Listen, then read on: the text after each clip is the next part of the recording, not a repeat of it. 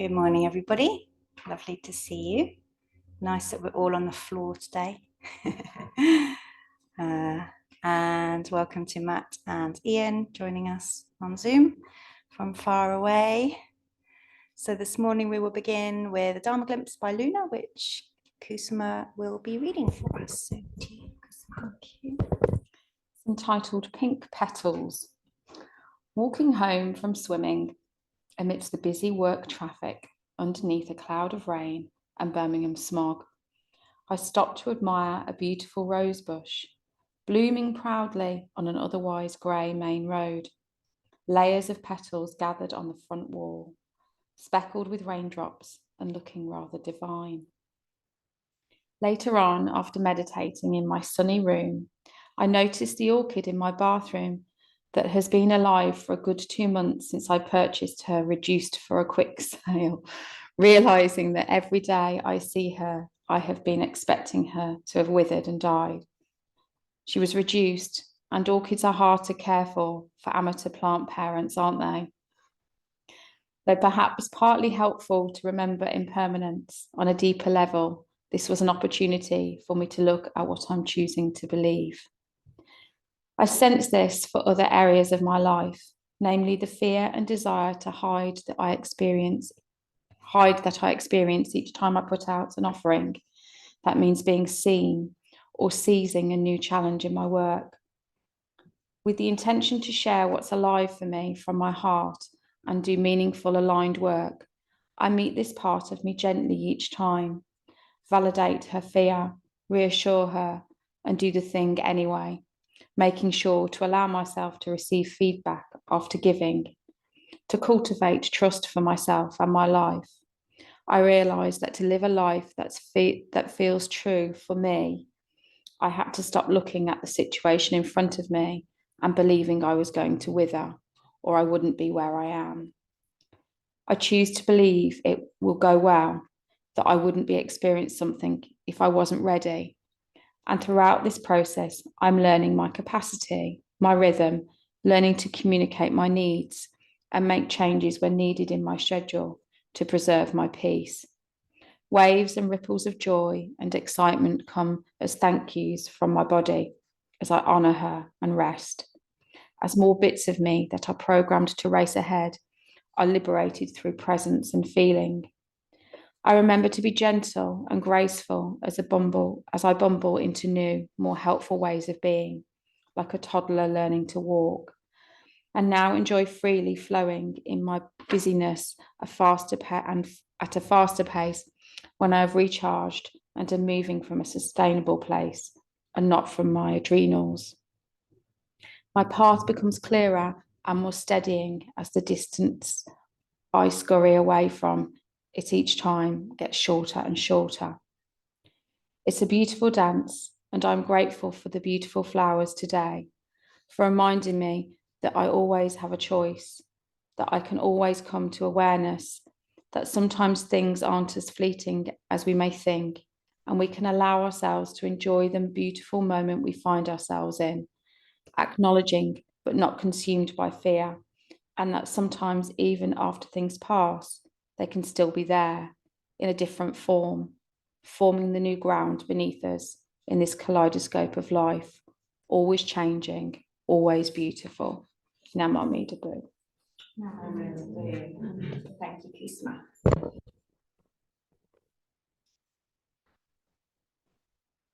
So we will sit quietly together for a while.